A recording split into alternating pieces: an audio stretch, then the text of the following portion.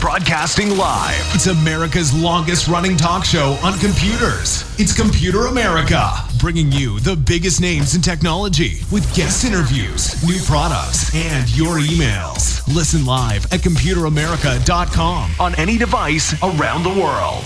Email the show at live@computeramerica.com or find us on social media. Be sure to check out our website for contests, giveaways, show notes, live video stream, podcasts, and more. You're listening to Computer America.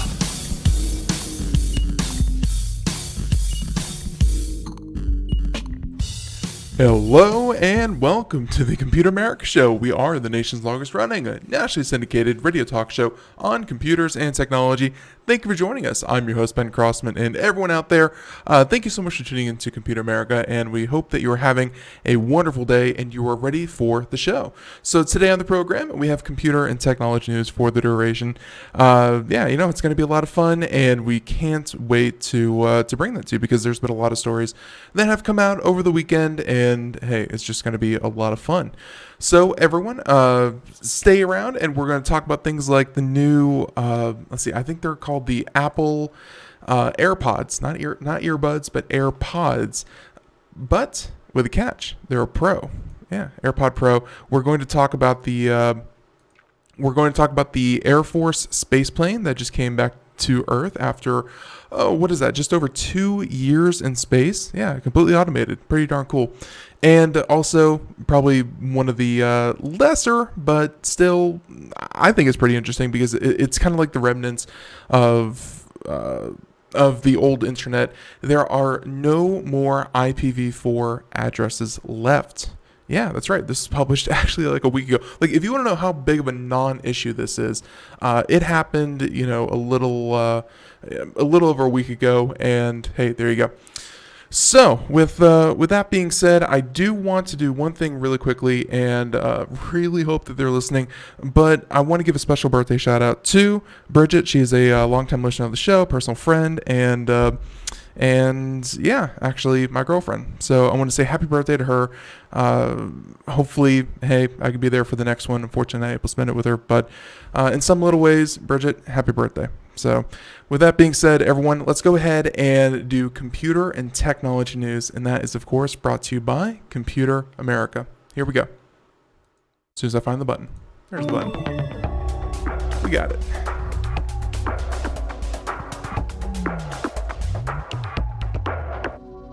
So I think our first story that we're going to do, I know that we teased a couple, although this one is actually going to be, kind of the big one for me.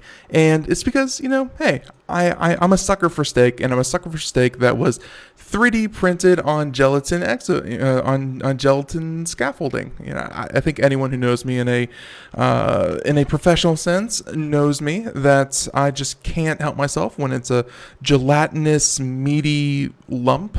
It just, really gets me hungry. I promise there's a better way to explain this, but for, of course, all of you, and obviously they want to tie this in with Impossible Burger and Beyond, Impossible Burger, Beyond Meat, whatever those aren't exactly the same things as what we're talking about here, but it accomplishes the same goal. So obviously the article starts out from Engadget and Mr. Steve Dent saying that most of the alternative meat that we eat nowadays, including products like Impossible Burger, are plant-based, which, as you know, there's hemoglobin, which is derived from like beetroots, and then there's a lot of soy that's packed in there. And overall, yes, it is all plant-derived. And of course, they say that a number of startups are still working on ethical meat that's grown from animal cells, giving you a real burger without the cruelty and climate change issues. And really, that's every time now that one of these alternative meats, replacement burgers, Impossible Burger, Beyond Burger, whatever, whenever these plant-based ones come up, I really want to make that very, very clear that, I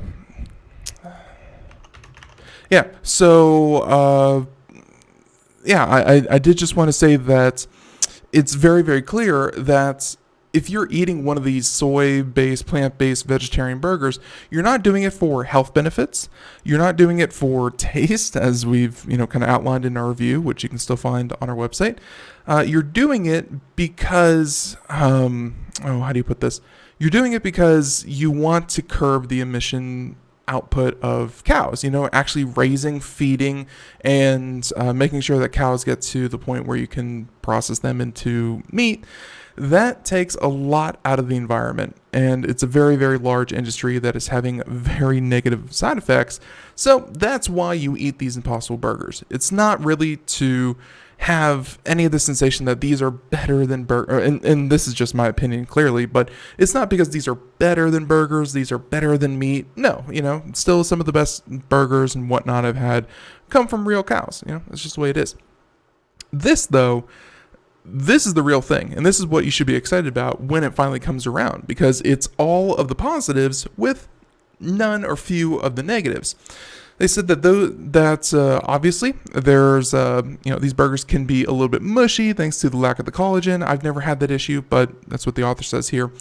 And well, there's no way to create a steak. Now, Harvard University, I've heard of those folks, have found a way to simulate real meat by growing cow and rabbit muscle. Yes, I know all of you out there saying, I really want a nice rack of rabbit. I think rabbit works its way in because, and I'm hoping that they get into this, a little bit later into the article, but I think rabbit gets into this whole thing because they have much stringier, leaner, I was about to say meats, but it should actually be muscle. So it's just a good mix to when you're trying to grow this beef in a reactor. It makes it more natural, or it makes it feel more natural, even though it's rabbit, which I sure hope a lot of you don't eat on a regular basis. It said in the body, cells don't just sit there in a pile. Obviously, they get physical support from water, collagen, proteins, and nutrients, which then help the cell grow and align. That's why, you can't just have a pile of stem cells and call it a person. So to grow the muscle tissue and resemble meat, we needed to find a scaffolding material that was edible and allowed muscle cells to attach and grow in 3D. So as the article kind of continues on here, to create such a scaffold, they use gelatin, which is made of collagen extracted from skin, bone, and connective tissue of domesticated animals. Here's the thing, though. I don't think this is a perfect 1-to-1 ratio because I would rather they have used some kind of synthetic collagen or some synthetic gelatin-like material, because clearly you're doing this to rid yourself of having to raise millions and millions and millions of cows and billions in resources just to sustain these cows. And if your best way to recreate these a steak, let's say, is that you have to take collagen, which is extracted from primarily bovine, cows actually supply most of our collagen, it's probably not the best replacement for replacement meat. Because obviously, if the end result is to have no cows or very, very few cows, you would only have as many as you need for, whatever other industries other than eating, which I don't know if there are show cows. There might be show cows. I don't know if there are work cows. Maybe. I don't know. Whatever industry is still left after you're done eating cows, there probably, or hopefully there will not be an industry of harvesting the collagen so that you can use that in other places. But that's just one little nitpick for me. They said that cooking and handling tests show that the texture and springiness of the lab meat was somewhere between a hamburger and a beef tenderloin. Not bad, not bad. The results are promising, but as with lab-grown burgers, you're not likely to see alternative steaks on your plate anytime soon. Scientists and bioengineers still need to figure out how to grow them at scale in a bioreactor. And by the way, a bioreactor, just a giant, think of it like a pot, but it can hold like 10,000 gallons. I've dealt with them. I've been inside of them. Not that big a deal.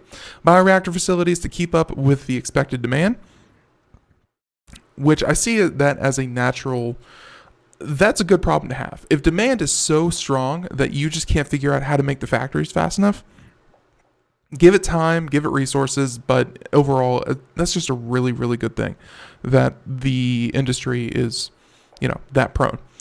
So the first lab-grown meat famously produced a $325,000 hamburger. I recall that. And the company that created that one said it aims to create a $10 production scale burger by 2021. Steaks are likely to be even farther off, given the technical and regulatory challenges to come. Regulatory, obviously these things have to be tested. When you have something that ultra processed, and you give it to a wide population, you need testing. You need to make sure this is not going to make people grow, a third arm or something like that. You need to make sure this is safe and it's good to go. But as to their other point, where it's going to take a little bit longer, a $10 burger in 2 years, or even, it's almost 2020, even in 1 year, that's really good. Obviously, I don't know how many people are going to want to buy a $10 hamburger if hamburger meat is still selling for $3 a pound. It's just not there. That price will come down over the course of the next couple of years, and as soon as they reach some kind of parity between, everyday burgers, that you would buy in the grocery store nowadays, and burgers that are almost exactly the same or better. And this is one point I wanted to bring up before we move on. When they can create these burgers that are actually better than traditional just beef burgers, that's when it's going to be amazing. Even though it's like maybe $5 versus $3, but the $5 burger tastes so much better, is so much better for the environment, and handles it is real meat. That's going to be a game changer. That's going to be amazing. And so the point I wanted to make was, as I said, kind of way back at the beginning of the article, they are going to be growing cow meat or cow muscle tissue and rabbit muscle tissue. And it's going to be growing in the same reactor right next to each other, and they're going to mix it. It's going to be a blend on a cellular level. Like, the tissue is going to be infinitely more blended than if you were to, mix it with your hands in a bowl. Whenever you try to, say, mix pork, beef, and veal to make a burger or whatever. It's going to be way more blended. It'll be one seamless texture. And from what I understand, because of the way this happens, of course, there's going to be some testing and configuring. And there may even be a really weird ethical question to bring up here. Just kind of discussed it just to think of it. But when you have beef, and let's say you can make a really lean burger. We have it now. It's called a beefalo. You mix a cow with a buffalo, and you make a beefalo. You can mix cow and buffalo meat. You could mix rabbit and cow meat, like they're doing here in this article. You could mix lamb, pig, and cow tissue all in the same reactor and have it all culture at the same time, and you get a completely different kind of meat. What if what if gazelle actually turned out to be one of the most nutrient-dense meats out there? Why not grow gazelle and pork together and a gork, whatever you call that kind of thing, and whatever meat is best suited for their taste, you're going to see blends that you have never seen before, and you can create things that have never been thought of before. And then, of course, the disgusting little tidbit to have bouncing around in your brain could be this idea of, what about humans? Obviously, growing human muscle tissue, think of things like for skin grafts. We grow human tissue in a petri dish all the time for skin grafts so people can recover from horrific burns and the like. If you're taking the ethical and moral problems out of it, because this tissue was never part of a living animal, it was never connected to a nervous system. It is as meat should be. There's no pain, there's no sensation, there is no spirit, soul, brain, consciousness. There is nothing to hold you back from maybe one day producing a nice little cannibal, human-based meat. I don't know. It seems gross. It seems revolting. And if this were to come to pass, regulation, that's where it should step in. Of all places, that's where it should be. I don't think anyone should eat Soylent Green, I guess is the point. Soylent Green should not be a thing, even if there is no ethical qualm about where the volunteers come from to make Soylent Green. But my point is that if you wanted, what has muscle tissue? I'm assuming sharks and whales and orcas and things like that have muscle tissue. If you wanted to make a great white shark burger mixed with lamb, mixed with alligator meat, you could do that. You just need a very small sample to kind of start the whole process, and then the reactor, and given enough time and given the right amount of nutrients and resources, you will grow that tissue that you want. And hey, if we thought that Kobe beef was the epitome of a tender steak, we can go even further beyond. So check that one out. I'm always very interested when it comes to these alternative meat kind of things, especially when the current meat conglomerates, or essentially the big business behind it, they are some of the biggest investors in Beyond Meat, Impossible Burger, these alternative meat-based products. They are some of the largest investors, and they are putting up the most money to find the alternatives. They know that growing cattle on such a large scale is not sustainable, not good for the environment. And if you could do it for a fraction of the cost and without any of the damaging side effects in the environment, they're going to be the ones to develop it. They don't want to be caught without their own bioreactor full of cow. So there you go. So let's go ahead, continue on. That one was kind of weird. It went to a weird place. I blame all of you. Let's talk about something that's a little bit less weird. All right, this one, and I like this because IPv4 is something that everyone used every single day, and they have been using for the past 20, 30 years, and it played like such a huge role, and we've transitioned very seamlessly away from it. And it's a good thing, as we're showing here with this article from ISPreview. Yeah, I know. Who knew there was an actual website? And of course, this has to do with more the UK, Europe, Middle East, and parts of Central Asia more than it does North America, South America, kind of our region of space. But it's still very, very interesting. So this has to do with the RIPE Network Coordination Center, or RIPE NCC, which manages regional distribution of the places I just mentioned, has confirmed that their final reserve pool of Internet Protocol version 4 addresses will now be completely run out in November 2019. So strictly speaking, the regional internet registry started running out of addresses in 2012. Think about that. They were able to get another 17 years out of a very small pool of possible IP addresses. And of course, that probably had to do with, detecting what kind of traffic was going on there, if there were any, old ones that just weren't receiving anything, or even if something was maybe, IPv4, 20 years old, maybe they would have replaced it. But yeah, they've been juggling the same limited supply for the past 7 years. And now, here we are, October 2019, it was confirmed that there were only 1 million IPv4 addresses left in their available pool.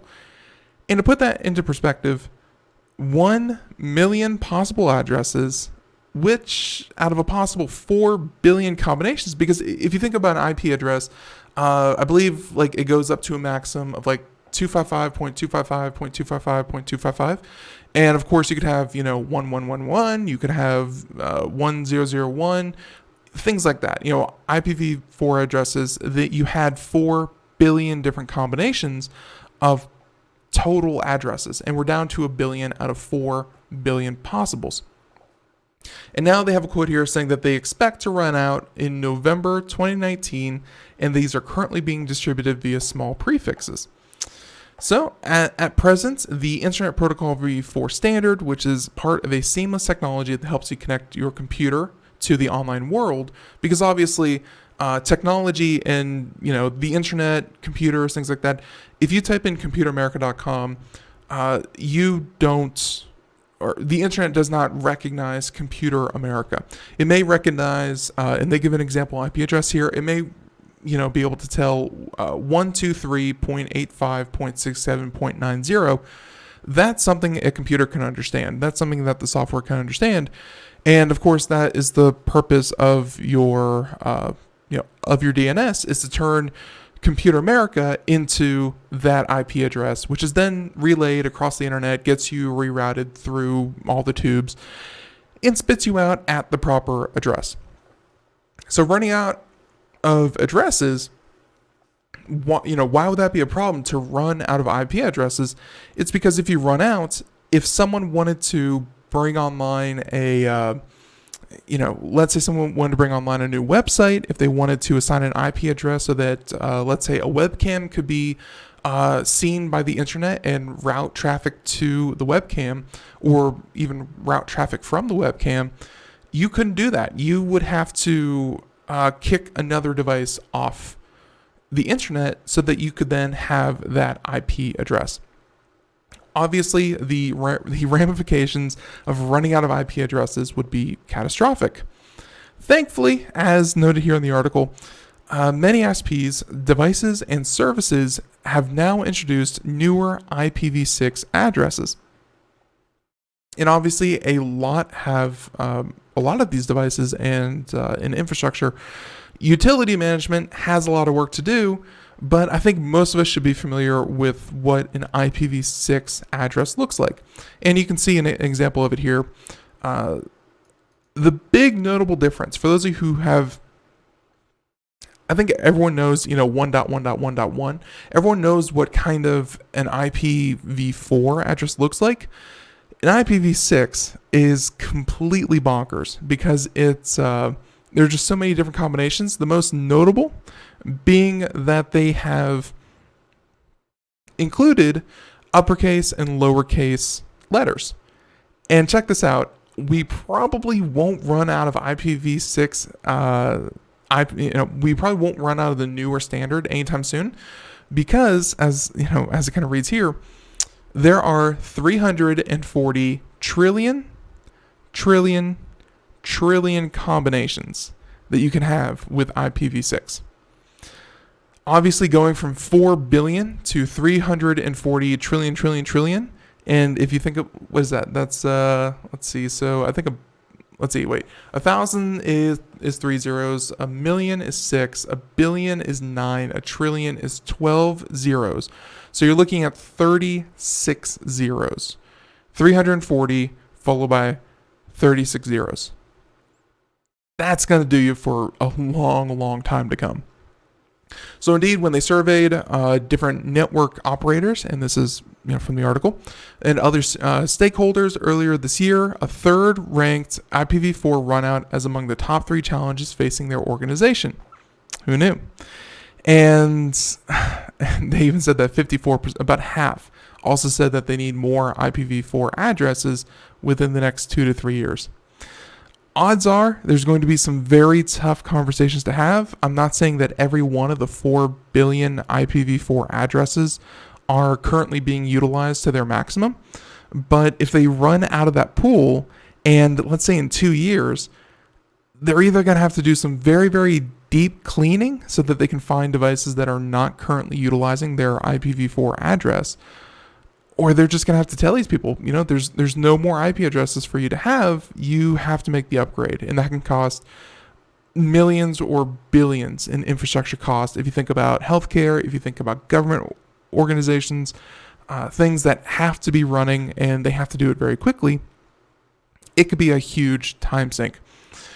So with that being said, the article goes into a bit here.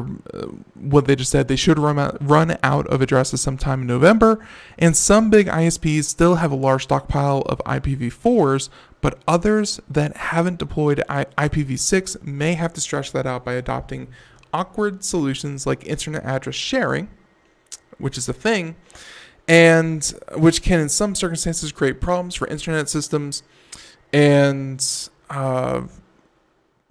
there you go. And essentially, you don't want to share. You can share. Things only operate for a couple of minutes, and then you give back to the other device. It's just not a best case scenario. So everyone, IPv4 quickly becoming a thing of the past. And it's a good thing. It's just like HTML5, just like Java, getting out of here, just like Flash leaving the ecosystem. I think that I just received an update from Chrome saying that Chrome will stop, and they've said this almost every single year up until this year, Chrome will stop support of Flash altogether by the end of 2020. By December 2020, Chrome, which is the largest browser on the internet, will no longer support Flash. These are big things that are happening, but to most of you, luckily, it's very seamless on the front end. So that's definitely a good thing. Let's go ahead and continue on here let's go ahead and talk about Intel real quick. Big fan of the processors. I think if you want the best processor out there, trust me, I'm not paid to say this currently. Intel, give me a call. But Intel has a new 5 gigahertz. That's kind of the threshold that we keep bumping into, and some in very specific cases surpassing. But Intel's 5 gigahertz capable Core i9-9900KS arrives October 30th. And, John Fingus, as much as I like his writing, he's very prolific in his writing. He kind of casts a little bit of doubt with his subheading saying, how much do you want 5 gigahertz turbo on every core? The answer is yes. I very, very, very, very much want that. And I hope that most consumers do too. But obviously, it's extremely excessive and not needed in, easily 95% of computers out there to pull a random number out of my hat. It's just not needed. But I want it. I want it really bad. So this one from Engadget, John Fingus, like I mentioned, are you determined to have the best Intel gaming CPU on the block without splurging on an X series? And an X series, for those of you who don't know, are just their server-based processors, which are, obviously their consumer line starts at like $100 or $200, and it goes all the way up to like $1,000, or I think some of them go, about $900, and then you can go up to the X series, which caps out at like $2,400 or $2,200, something like that. It's a clear difference in price, but this one is pretty darn cool.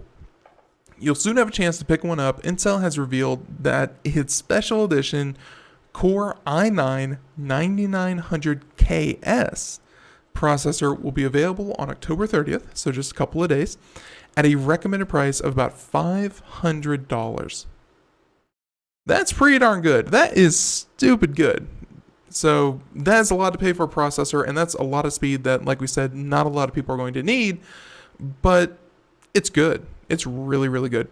They said that this is really a top bin version of the 9900K, so obviously they just tacked an S on at the end of this, that can reach a 5 gigahertz turbo speed across all 8 cores rather than just a single one. And it hits a base speed of about 4 gigahertz instead of 3.6 gigahertz. It won't represent a major leap in performance, but it could make a difference in games that make use of multiple cores, or as we talked about on the show here, anything that is very processor intensive. If you do a lot of encoding, if you do a lot of multitasking, if you tend to render things for art or music or videos or things like that, if it's your job, definitely go up to the X series. If it's not your job and you're just kind of an enthusiast, this is a good price point for what you're going to get. Intel needs this launch to some extent. AMD has slated to release its 16-core Ryzen 9 3950X in November, in the more comparably priced 12-core 3900X is available already. The 9900KS may be tempting for gamers who are on a fence and are more interested in having the highest possible factory clock speeds than loading up additional cores. So I should kind of mention this here real quick, and here's the other article that was covered a couple months ago, and we'll leave that up on the screen as we talk about this. This one, let's talk about the Ryzen 9 3950X, which is going to come in at about $750, so about $250 more. The clock speed is a little bit lower, where you're looking at a 4.7 over 5. The difference between a 4.7 over 5, almost nothing. Trust me, both are still blazing fast. The big one here is, of course, 16 cores over 8 cores, which Intel is really pushing lately. Like, for some reason, they don't feel like hyper-threading is all that important of a feature, even though I would completely disagree.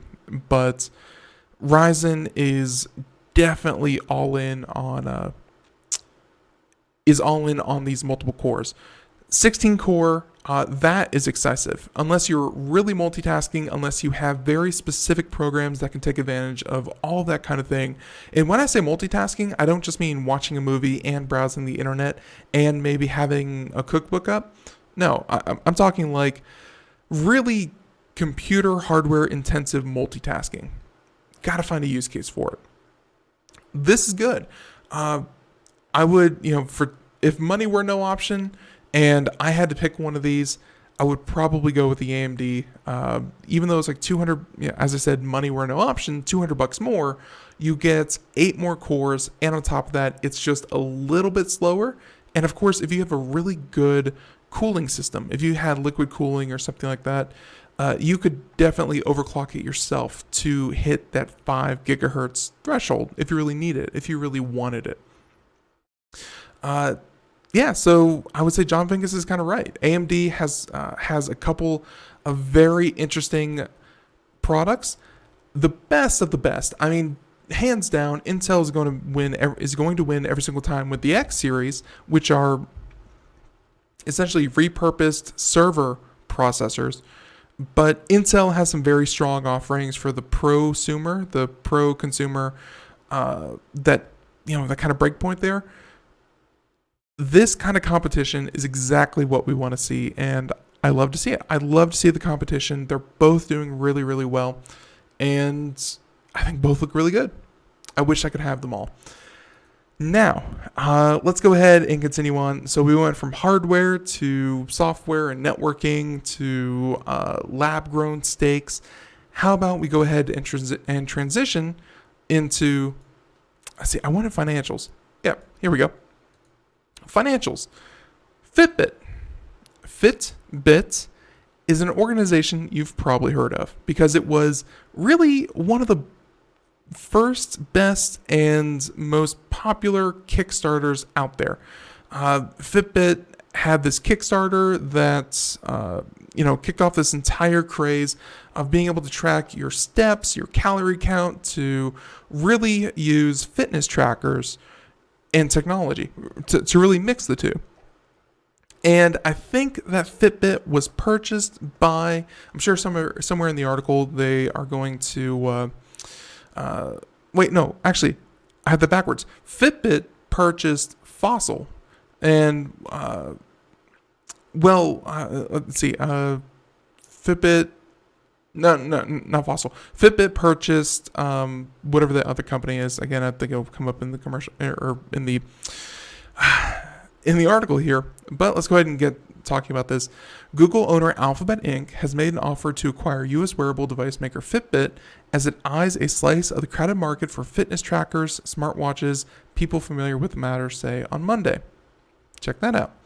So while Google has joined other major technology companies such as Apple and Samsung in developing smartphones, it has yet to develop any wearable offerings. So I think Fitbit would be a good fit for Google for not having any of these wearable devices. There's no certainty that the negotiations between Google and Fitbit will lead to any kind of deal, as these things are want. Google is going to throw an offer out there. Fitbit's going to say that's ridiculously low for what we have. Check out what we have. But overall, they're going to go back and forth a bit. And if they can reach any kind of deal, they might just take it because Fitbit is not doing the best. And I think Google could really use their product line. So obviously both companies declined to comment, but Fitbit shares rose 27% on the news, giving the company a market capitalization of $1.4 billion. If you wanted to know, that's at the current stock price for all of their assets, all their data, all their headquarters, every single person, $1.4 billion. And I think Alphabet, the company that owns Google and more, can definitely afford that. Whereas Alphabet shares rose 2% as well. So a deal for Fitbit would come as its dominant share of the fitness tracking sector continues to be chipped away by cheaper offerings from companies such as China's Huawei Technologies and Xiaomi. Fitbit fitness tracker monitors uses their daily steps, calories burned, and distance traveled. They also measure floors climbed, sleep duration and quality, and heart rate. They're actually very, very interesting and cool devices. I think Fitbit has that instant name recognition for one of the pioneering and one of the best in the space. Fitbit cut its 2019 revenue forecast in July, blaming disappointing sales of its newly launched Versa Lite. It's a smartwatch. The watch is priced at $160 compared with $200 for the full version. It can track workouts and heart rate, but lacks features such as the ability to store music directly. Obviously, one bad product is not going to send Fitbit over the edge, but it may make it an attractive target to be acquired by a company as large as Alphabet. In August, Fitbit said that it had signed a contract with Singapore government to provide fitness trackers to about 1 million users. I remember that. The Singapore government was looking for ways to cut healthcare costs, and they thought that by providing fitness trackers to people who qualified, they could get them moving and, kind of lower overall health costs by making users much more capable of handling their own health. Fitbit in August also launched its latest smartwatch, the Versa 2, not to be confused with the Versa Lite, adding Amazon Inc.'s voice assistant Alexa, online payments, and music storage to the device's capabilities. Fitbit is scheduled to report third quarter earnings on November 6th. Alphabet is scheduled to report third quarter earnings later today. Fitbit would not be the first deal that Google would be carrying out in the wearable space. Fossil Group said in January that it would sell its intellectual property related to smartwatch technology to Google for about $40 million. Google's plans for the assets are not clear. I think they're a little bit clearer now. Google is looking to get into the wearable space. Is that a good space to get into? Is there a lot of growth there? No. I would say that those are traditionally very hard markets to develop. Not even to get into. Anyone can introduce a smartwatch. Anyone can introduce a wearable, a fitness tracker, whatever. It's just, are they good investments? The answer time and time, it just seems like no. No one really seems to buy them. Once you have one, you don't tend to replace them on a year-over-year basis. They're not very hot sellers. Like, they do okay, they do moderately, but there's not that explosive growth like we saw with smartphones when they first started coming out. Even tablets for the first couple of years had really, really good adoption rate. We're just not seeing that with wearables, with the idea that you need these, kind of tracking devices strapped onto your wrists or, anywhere else. It's just not that, it's just a really hard sell. Could Google do it? I wouldn't count Google as my top 3 hardware pushers. And Google's very good with its software, and trust me, the data that would come from all these fitness trackers would be just a treasure trove to even Google, to have that kind of personalized, minute by minute, hour by hour, personalized data that could go into their systems. But they just don't really do hardware all that well, sad to say. So with that being said, I can see why Google wants to get into this market. They would rather do it just like with the Nest line of products, just like with the Nest thermostat and the in-home products. They would rather have a large, recognizable brand name that people are already comfortable with, rather than just the Google branded hardware. They want Fitbit the name. They would love all the patents. They would love to mix them with the Fossil Group and everything that they're doing. And I think they could make a decent piece of hardware. It's just, can they sell it? And can they really develop this market further than it already begrudgingly has grown? Time will tell. Time will tell. So there you go. A little bit of financials. I found that very interesting. Let's hit up the hardware. Let's hit up the Apple. And by the Apple, I mean apple.com. They just had a press release, just came out today. And check this one out. The Apple reveals new AirPods Pro available in just 2 days. October 30th. All new design features include active noise cancellation for immersive sound. Active noise cancellation, if you don't know what that is, we'll explain it a little bit, but it is a technology. It's not just that they're closed back or anything like that. No, noise cancellation is a very tough thing to do, and if they're able to do it, it's very impressive. And very impressive that they were able to fit that into an earbud that is an AirPod. So this coming from Apple, of course, saying that they announced AirPods Pro, an exciting addition to the AirPods family that features active noise cancellation and superior immersive sound in an all-new, lightweight, in-ear design. No, they're not surgically implanted, but maybe the next iteration. AirPod Pros are available to order on Apple, of course, if you want. They have a quote here from Apple themselves saying that AirPods are the best-selling headphones in the world. The one-tap setup experience, incredible sound, and iconic design have made them a beloved Apple product. And with AirPods Pro, we're taking the magic even further. I will say, I think AirPods work. I think they work on a technical level, but I think the reason that they have success is not from a technical standpoint, but rather from a status symbol. You instantly recognize an AirPod. It's those little white stems sticking out of someone's ears that look absolutely ridiculous. They work as a status symbol. They're expensive. They're very, very well made, and they're fashionable. They're trendy, that kind of thing.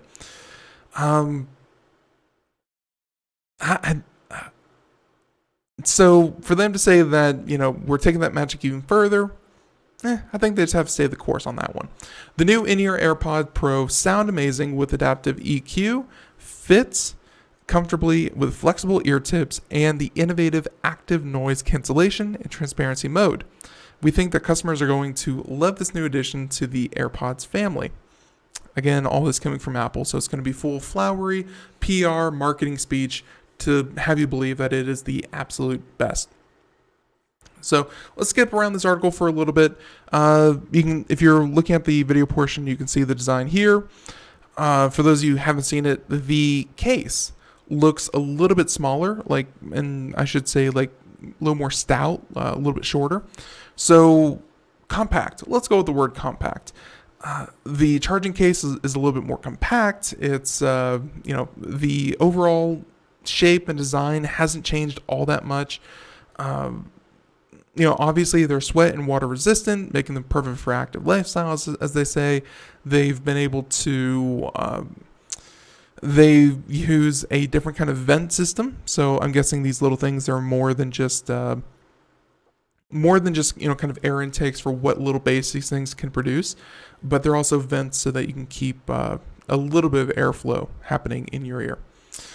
Another one, active noise cancellation. And I think noise cancellation to a lot of people doesn't mean the right thing in their mind.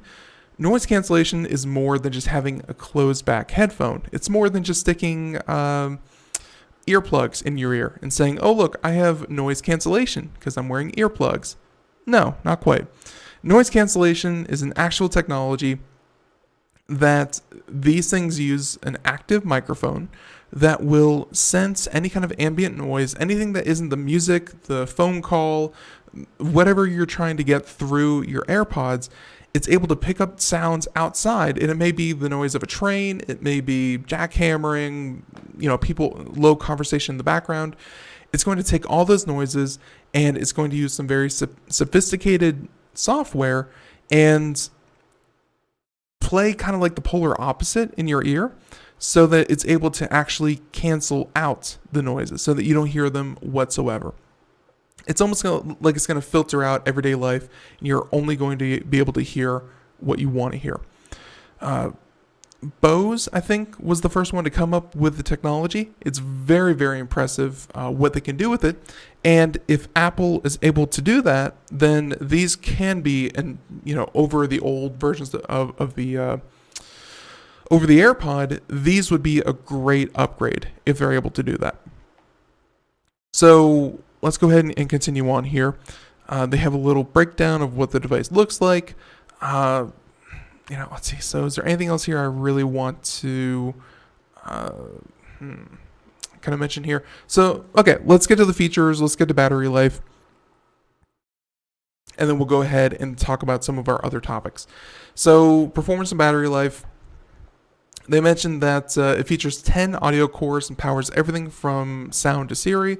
The extremely low audio processing of H1 enables real-time noise cancellation, delivers high-quality sound, and you're able to, of course, speak to Siri. And that's actually one of the big selling points of these things, is that if you are wholly engrossed in the Siri lifestyle, then these are going to be a great hands-free option for you to actually utilize the digital assistant. They also mentioned battery life here, where you can have up to 24 hours of listening or 18 hours of talk time, and charging is as simple as placing them on a key, or I should say, is that Qi or Key? QI certified charging mat, or using the lightweight port while on the go. So pretty good battery life. I don't know how that compares to the old iterations, but 18, 24, depending on how actively you're using these things, it'll last you a day. So some of the additional features include the new ear tip test, so that you can actually, get a good, comfortable fit with these things. Voice activated Siri, as we mentioned, audio sharing, so that if you wanted to bring a second pair of AirPods, this is pretty cool, a second pair of AirPods and match it to the same iPhone or iPad, you and your friend can actually listen to the same audio without having to take one of the pods and give them to your friend. No, if they have their own. Yes, if you purchased a second pair of AirPods, I know Apple would absolutely hate that you have to buy a second pair, but if you do, you can share the audio off one device. And they also mentioned some announced messages so that you can know if you have phone numbers, or if you have a phone call coming in, text messages, things like that. It will actually read it in your ear. So there you go. Directly from Apple, they're coming out with AirPod Pro. Okay, so we have time for a couple more stories, and I really wanted to get this one out of the way because it happened over the weekend. We were not able to talk about it directly, but I found it very, very cool that stuff like this happens, and I don't even know about it. This has to do with the Force X-37B. If you've never heard that call sign before, it's because it's a very secretive, classified research research, essentially spaceplane. And it made a surprise landing at the Kennedy Space Center early Sunday to close out a record 780-day mission. Pretty cool. It was the 5th flight in the secretive orbital test vehicle program, pushing total time aloft to almost 3,000 days in space. Very impressive. It said that, quote, this program continues to push the envelope as the Air Force's only reusable space vehicle. And with a successful landing today, the X-37B completed its longest flight to date. Completed its longest flight to date and successfully completed all mission objectives. And what those were probably get to space, stay in space, come back to Earth, don't crash. So those are really, really good mission objectives. I don't know, and I don't think anyone really knows other than the Air Force what could actually be inside of this essentially space drone, but my guess, probably satellites, probably some communication interception kind of thing, and definitely a way to be a nice little spy drone that it is. They said that the X-37B features a small 4-foot by 7-foot payload bay and uses a deployable solar array for power. The spacecraft are believed to fly as orbital testbeds for advanced technology sensors and other systems, but the program is classified. So, very, very few details. Except, we do have a picture of it. And for those of you just listening on the radio, think of the space shuttle, but not. It's essentially the space shuttle. The spacecraft are believed to fly, as we mentioned, very, very few details. Walden said that the latest mission successfully hosted Air Force Research Laboratory experiments, as well as providing a ride for small satellites. So it's able to take things up as well, not just stay up itself, but deploy satellites itself. Let's see. So the sky's no longer the limit for the Air Force, and if Congress approves, the U.S. Space Force. The Space Force, ridiculous on its face, but could be a need for it here very, very shortly. Although, just the technologist in me has, having grown up watching Star Trek, I have a very hard time kind of with this idea that you need to militarize space. Like, I get kind of low Earth orbit because there's satellites, communications, there's property up there. Obviously, if the Air Force or the government or any of these companies are going to be deploying this much hardware and expend this much money, then there should be something to protect them. You can't just send something up that's just going to start whacking, satellites left and right. But even anything further beyond just kind of Earth orbit, having kind of like military drones and, kind of fights in space just seems a very, I don't know. Gosh darn it, we're supposed to be the Earth, the Earth part of Star Trek, and not like the Klingon version where we're just attacking everything up there. So, hey, hopefully we don't. So the first OTV took off in its second mission from Cape Canaveral in December 2012, spent 675 days in orbit, and returned 2014. Flight number 4 took it from 718, and again, now we're back after how many days in space? We're looking at 780. So this one spent an additional 2 months in space over the previous flight. The spacecraft is a key component of the space community. This milestone demonstrates our commitment to conducting experiments for America's future space exploration. Congratulations to the X-37B team for a job well done. And I gotta say, I agree. I mean, 780 days in space is very, very impressive. Over 2 years, continuously in space. Very, very cool. Especially being able to keep it a secret. So we continue on here, and why don't we go ahead and talk about Microsoft? It's a good day over at Microsoft. I don't know what this really means for them and their whole bottom line, but hey, if anyone out there, if you're wondering, an extra $10 billion is always a good day. They said that, and this coming to us from MIT Technology Review, Microsoft has beaten Amazon to the Pentagon's $10 billion cloud computing contract. I know. We just talked about this last Friday with Nathan Evans.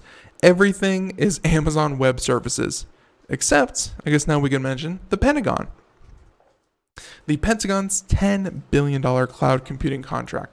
So the news on Friday saying that the Department of Defense announced that it will award Microsoft a 10-year, $10 billion contract to transform its cloud computing systems.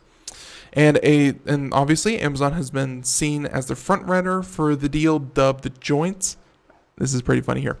It was dubbed the Joint Enterprise Defense Infrastructure, or JEDI, for much of the 15-month-long bidding process. Oracle and Google were also submitted bids. Amazon accounts for about 48% of the cloud computing market, as we said, about half. And Microsoft only has about 17%, or about a fifth, of the entire cloud computing market. So let's see. So it gets a little bit into the politics here, saying that the president has reportedly and publicly played down Amazon's prospects, and a speechwriter for the former defense secretary said that Trump intervened to lock the company out of the contract. So there may have been some political jockeying here from from the White House to prevent Amazon from getting this. So that means the clear second choice, the runner-up, is Microsoft.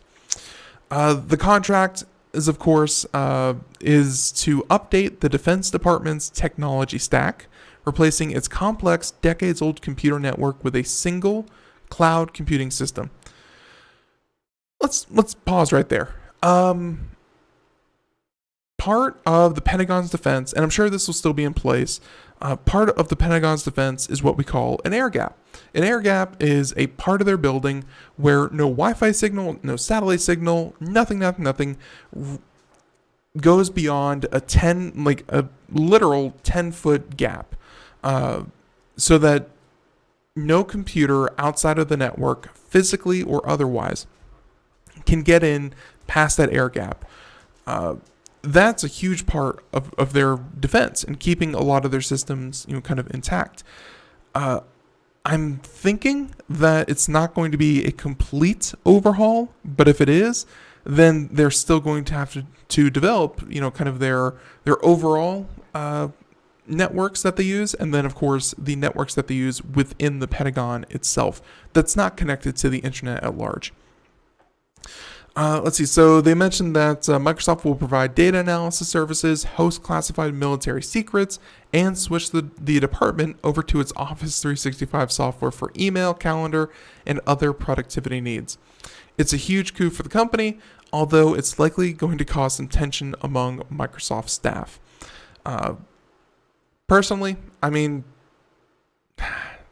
it just seems like a really good thing, because the less time you have to spend employees training them how to use older and decades-old technology, the more efficient they can be. And any kind of efficiency in government, I look forward to that. Yeah, and then the article goes into a bit about some lawsuits that might happen, but we're just going to not mention that.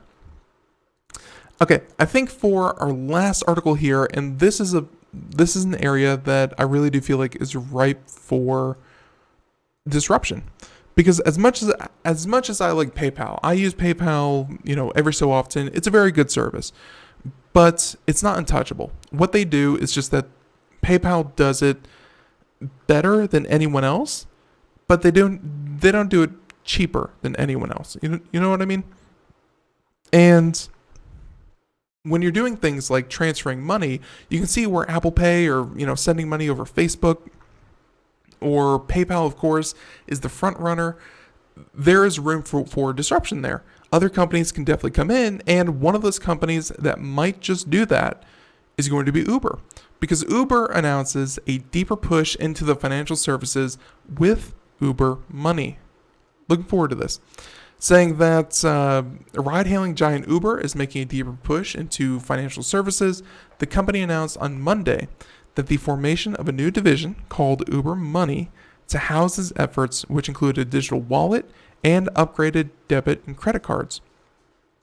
Really, the emphasis at first will be expanding Uber's efforts to give its 4 million plus drivers and couriers around the world access to a mobile bank account so that they can get paid after each ride. Makes sense, because obviously if you drive for these things, you might have to wait a certain amount of time, maybe like a week or two. I'm not completely clear on how Uber drivers are actually paid, but you might have to reach a certain threshold with a certain amount of money, so then they would, kind of greenlight the transaction, or it could happen, let's say every Friday or something. That wouldn't be the case. If they were running their own little banking system, drivers would be able to get paid immediately, because they would be handling the money from essentially between themselves, from their customer to their, I don't think technically I'm allowed to use the word employee, but I'm going to say their employee. So they said that we want to help everybody understand that there is a new part of Uber that's focused on financial services. Music in the background means we're going to take a break, or we're not even a break. We're going to head out here in just a minute. But some key points here. Let's just go ahead and say it. The ride-hailing company announced Uber Money. It will include a wallet and debit and credit cards. They said that they will expand everything to give their drivers an account so that they can get paid after each ride instead of after a certain amount of transactions. And Uber could one day offer a bank account to consumers on its platform, according to Uber Money head. And Uber, of course, is going to shoot for the stars. They're going to see what they can do. I'm sure it's going to look something very similar to what we see from Apple currently. But there you go. So everyone, that's it. I want to thank you so much for tuning into Computer America. I hope you had fun, and hey, I hope you learned something, because I definitely did. Tomorrow on the show, we should have a guest, and I believe their name is, I'm going to get this completely wrong. I want to say it's BioKey. BioKey. We met them out at CES a couple years ago. They've been friends of the show. Love having them on as we talk about security and everything that they're working on with biometrics and security, things like that. Everyone tune in tomorrow. BioKey. Have a great one. See you so much. Bye. Happy birthday.